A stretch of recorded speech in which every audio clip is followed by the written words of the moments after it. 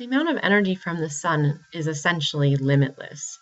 However, the amount of energy from the sun that can be captured on Earth's surface is limited. And that's because in order for that energy to enter ecosystems, it has to be captured by plants.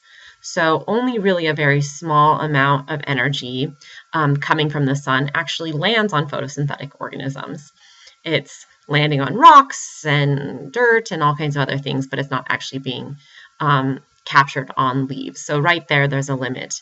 And then in addition to that, once the light reaches those photosynthetic organisms, they can only capture so much of that, right? So there's tons of light hitting them. Their chemical processes can only capture about 1%. And so that captured light by plants is what enters ecosystems and really provides the global energy budget. It's the maximum amount of energy available to living things. So for that reason, we're interested in something called primary productivity. So remember, our autotrophs are our primary producers, and so primary productivity is a measure of how much energy our primary producers are capturing. So this can be actually measured. And so they look at gross primary productivity, which is the carbon fixed during photosynthesis.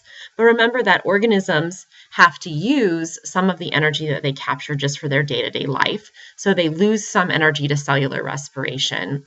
And so that leaves us with net primary productivity, which is what's left after they've done cellular respiration. And this is important because, like we said before, it's only what they can capture and not use themselves that becomes available to consumers. So we have our primary producers down here, and they're going to transfer energy to their primary consumers. And so it's only the net primary productivity that can be transferred to the primary consumers. So kind of like what we saw before, you can measure this by measuring the weight of the plant. And so you can take a dry weight because that excludes water.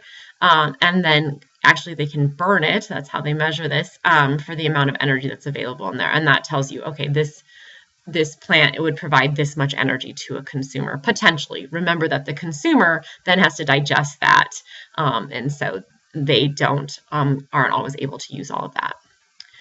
And so secondary production is the gain in biomass of heterotrophs and decomposers. And so this is very similar to the production efficiency that we were talking about before. This is how much bigger the squirrel can get, for example, from eating the acorn. And this is the amount of secondary production that can occur in an ecosystem is limited by primary productivity. So first you have to have primary productivity, then that transfers to the consumers. So secondary production is fundamentally limited and is always going to be less than the primary productivity. So, oops, sorry about that. Get back there. So the major influences on primary production are things that influence plant growth. And so two biggies are precipitation, that's moisture, rain, snow, etc., and temperatures. And so we can see here a linear relationship between evapotranspiration, which is kind of a combination measurement of precipitation and moisture. And we can see that as the evapotranspiration changes, we see an increase in primary productivity. And this ends up lining up with our ecosystems because, as we talked about, we actually define our ecosystems based on these two major climate components, precipitation and temperature. So you have the highest productivity in tropical rainforests, for example. In addition to precipitation and temperature, however, we do have influences of some major nutrients that also are important for plant growth. Nitrogen and phosphorus especially are two chemicals that can be major limits to plant growth. And we can see that demonstrated here in this study. So they looked at plant growth or primary production. This control is without any added nutrients. When they added phosphorus, there was really no change in primary productivity. So this suggested that the phosphorus was not limiting primary productivity. But when they added nitrogen, they saw that there was a big boost in primary productivity. And so this suggested that nitrogen is limiting in this ecosystem. And then if you add nitrogen and phosphorus, you get even more growth. And so what this says is that once nitrogen was added, phosphorus became limiting. And so by adding nitrogen and phosphorus, you got even higher. And so presumably at this level of primary productivity, there's some additional limiting factor. So perhaps it's potassium or iron or some other nutrient. But in other words, there are limits to how much productivity you can get even with warm temperatures and moisture. And these are oftentimes chemical nutrients that plants need.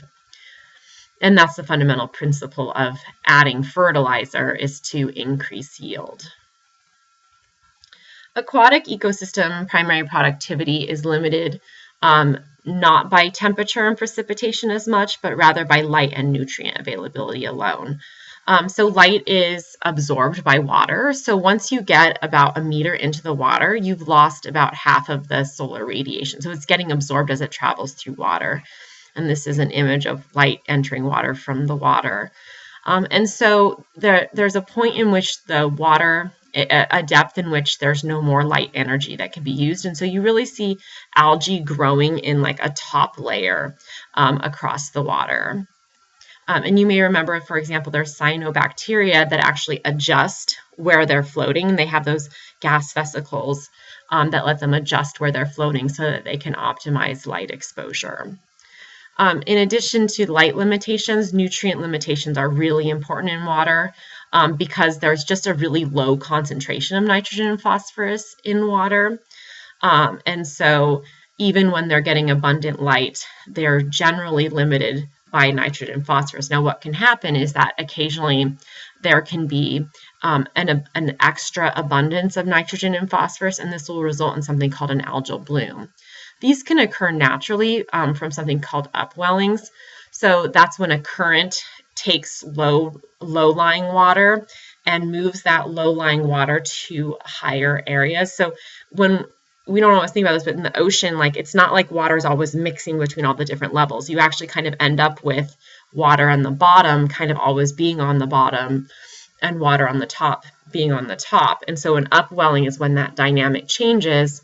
Water from the bottom gets moved up to the top. And that water from the bottom may be higher in nutrients. And so it's bringing nutrients up to where photosynthesis is occurring. Because remember, photosynthesis can't occur at the bottom because there's no light. And so this will suddenly cause the algae to go crazy because now they've got light and they've got tons of nutrients. And that will lead to an algal bloom. And that's a natural upwelling that you can see. Now, we can also have human-caused algal blooms. So excess use of fertilizers can dump high nitrogen and phosphorus into certain areas, like in the Gulf of Mexico or off the Pacific coast. We have areas where rivers drain into those bodies of water, and due to fertilizers, you get this excess amount of nutrients, and algal blooms can result. And we'll talk a little bit more about those when we talk about biogeochemical cycles. So primary productivity, because it's based on temperature and precipitation, and because we have global trends in temperature and precipitation, we also see primary productivity vary globally. And like we've seen many times now, there is an equatorial trend where you have highest productivity around the equator and decreasing towards the poles. And this, in fact, may be tied to or the cause of the species richness gradient. So remember, we said that species richness is highest at the equator and lower at the poles. And this was one of the theories as to why that is.